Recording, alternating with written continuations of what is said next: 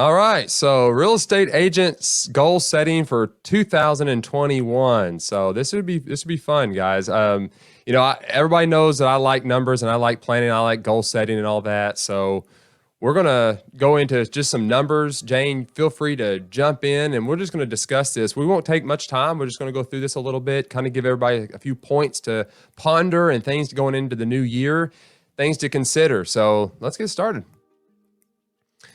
One of the first things I do is I begin with the time blocking. And it says right here, you have to set time aside to work on your goals every day. I mean, I think that's absolutely key. How do you know what to do every day to reach your goal if you don't set the time aside to actually work on those particular items, right? Oh, can't hear you, Jayne. Jayne is muted. Try again. No, let's see here. Try talking now, Jayne. No sound. Gotta love technology. I tell you, it's always fun. So, Jayne, feel free to log out, log back in. That might fix it. I don't know. Something's going on with that audio over there. If you guys can still hear me, let me know in the comments. Here's some advice for you guys going into this. For the next week, record everything you do in a day. Write it all down. Write everything you do. After a week, look at those items and eliminate the ones you can. All the other activities need a set time of day to do them. This will become the framework for your ideal week. This is off of Michael Hyatt's Full Focus Planner. He talks about doing this. It gives you a good bird's eye view about what's going on with your time. So be sure to check that out and see what you're kind of spending your time doing. So thank you, Stacy, for letting me know you can hear me.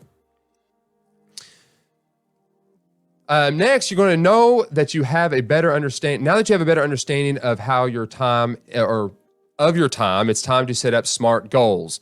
So that will be the next step. So, and I'm sure most of you guys have heard about SMART goals before, but let's elaborate just a little bit on those. Oh, looks like Jayne's back. Jayne, can you hear us? I can. Can you hear me? We can hear you. Perfect. So we're just going to be discussing SMART goals now: specific, measurable, attainable, relevant, and time-bound. Yeah. What do you think, Jayne? I think it's really important. I think specific is key.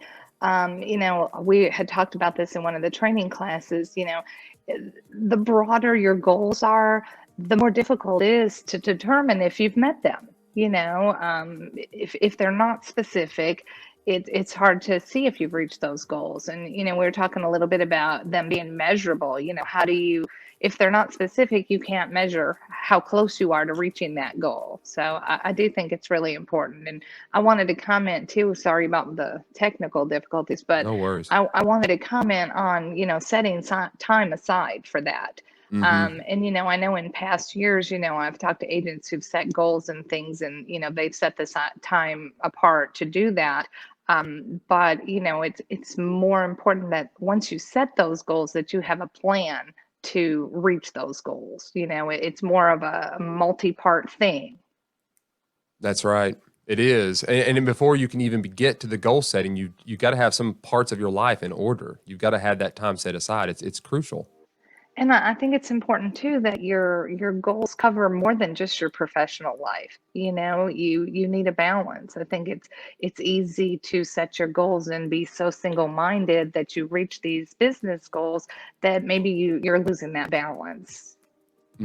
That's good. That's true. Yeah, it's not just about business, right? You got to make sure you have goals for every aspect of your life, like things you want to do and time allotted for those things. Otherwise, you get burnout. Yeah, and with the time blocking, I mean, you, as a busy agent, you actually have to schedule time for your family. You have to schedule time for yourself. You have to schedule time for, all kinds of things. So if you don't have that time blocking in there, some things are going to get left behind. Yeah, that's true. That's true. Those are definitely things to consider. So there's your SMART goals. That's exactly what you want to do right there. Specific, measurable, attainable, relevant, and time-bound. You want to have a time on them. And we kind of went over this. Set goals for multiple aspects of your life, not just for business. Goals that are not written down are just wishes. I don't know who said that, but an American author did. So we kind of talked about that: family goals, vacation goals, purchase goals, financial goals, business goals, etc. Look at your life, look and see what you want. What is it that you want to accomplish? And then go back and set those SMART goals, right? Specifically, how am I going to get there? Measuring the distance that the steps it's going to take to arrive there. Like, how can I measure this as I progress to reach that goal? What are the steps I need to do to attain that goal? How is it relevant to where I want to be? And at what time in this year of my life am I going to reach it, right? Yeah. This is a good one. Write these goals down and post them in a place you visit often. We were talking about this in a training this week with our agents, right, Jayne? Yeah, we were saying there's no single way to do this. There are lots of tools. Century 21 has some tools for doing this. We've given our agents different tools. The best system for setting your goals is the system that's going to work for you, the one that you're going to follow through with, or that, is the most convenient for you to do so that you'll stick with it. That's right. I mean, and again, I like the idea when we were discussing that in the training. It was all about keeping it in a place where you see it all of the time. That way, it's just constantly reminding you about what you're wanting to accomplish and what your goals are. Otherwise, it's easy to get sidetracked on this in this busy life that we find ourselves in. So, yeah, very and good I to do think that. it's helpful to have it in multiple places.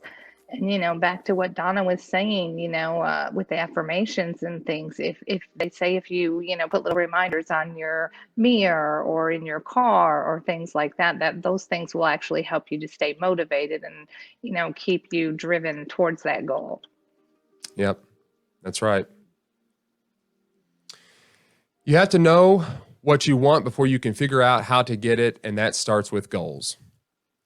So far, we kind of went over, begin with time blocking, set SMART goals, post your goals in a highly visible location. I think those 3 steps right there is crucial to begin to implement and reach those goals. That's where it starts, and that's how you're going to get there, right? So now in the real estate industry, there's certain key metrics when you go to set goals that you kind of want to know these numbers. You want to know what you need to track to be able to reach the goals you're going to set, because most of the goals you typically set are going to be financial type goals. And that's obviously coming from your real estate business. So let's go quickly through a few of the numbers you want to track before we wrap up the show. So first you want to get into the numbers, and then you want to figure out how much do you need to fuel your life and accomplish your goals for the year. So you definitely need to look at your bills, look at everything you have coming in and going. What is the estimated total of that? How much savings do you want to have in a year?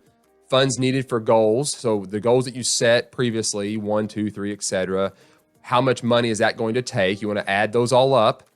Then the subtotal financial goal this year is those 3 added up. That's the total that you need to bring in your business to reach those goals, those financial goals, right? So your additional real estate expenses this year. So that's the next category. You need to know kind of what your expenses are.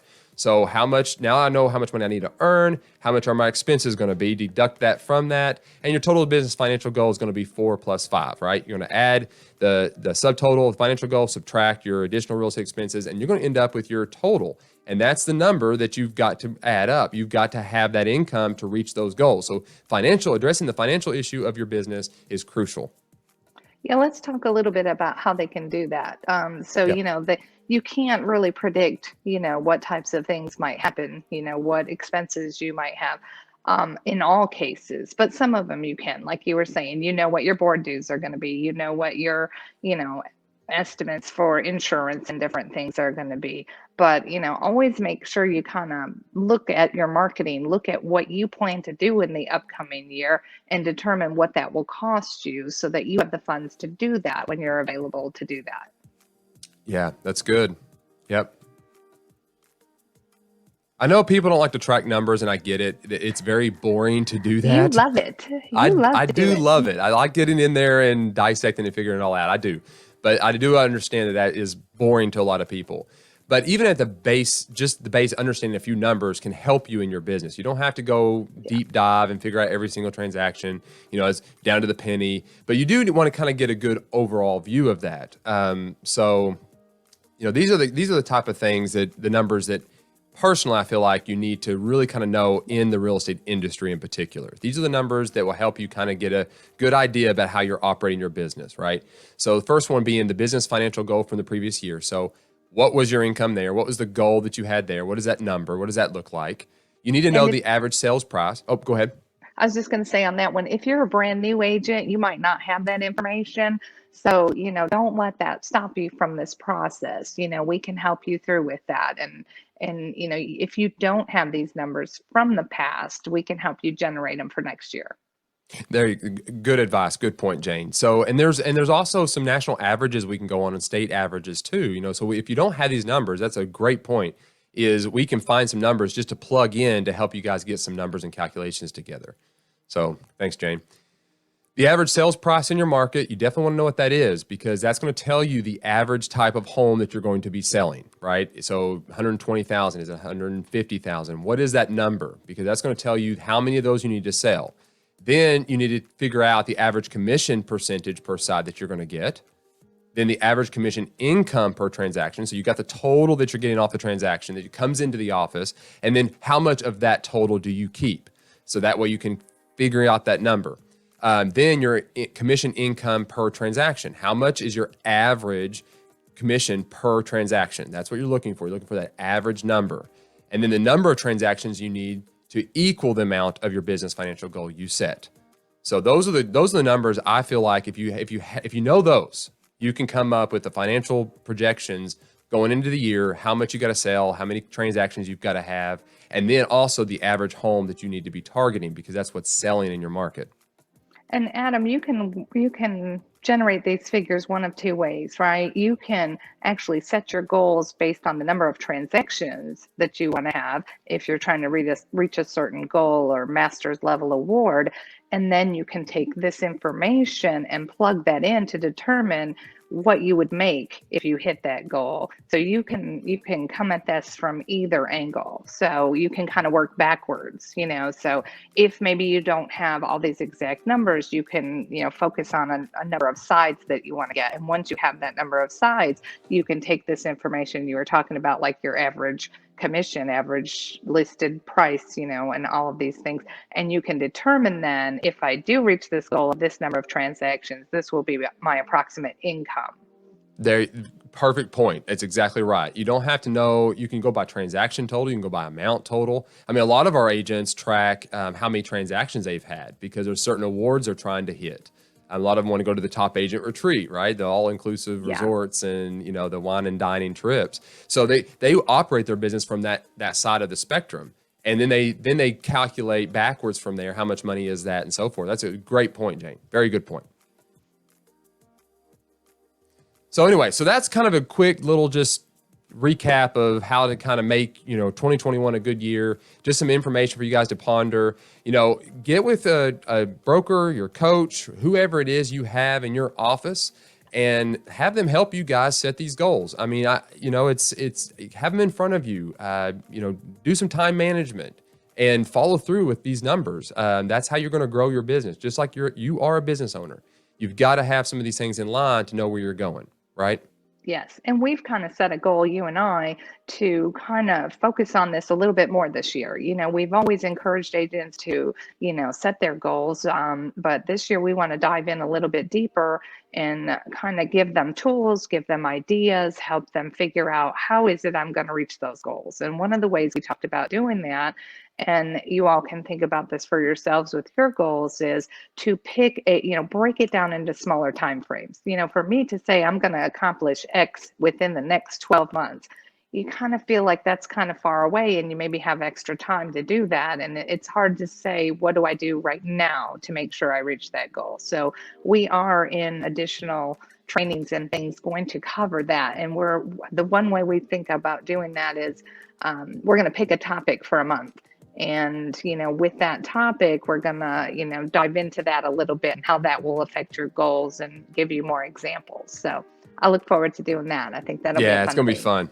Yeah, I love that kind of planning. And I encourage you guys to read The 12-Week Year by Brian Moran. It talks about kind of what Jayne was just talking about, breaking your year up into smaller segments. So instead of saying, I'm going to do a whole year goal setting, do just 3 months. I mean, Yeah. that makes it a whole lot easier for that other SMART goal, attainability, right?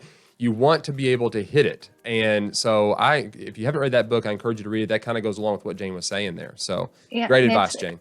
it's not so intimidating. You know, you can break that down by quarters or months or even weeks. You can decide this week, this is the one thing I'm going to focus on this week to help grow my business and accomplish that thing. I think it kind of Donna talked about it a little bit.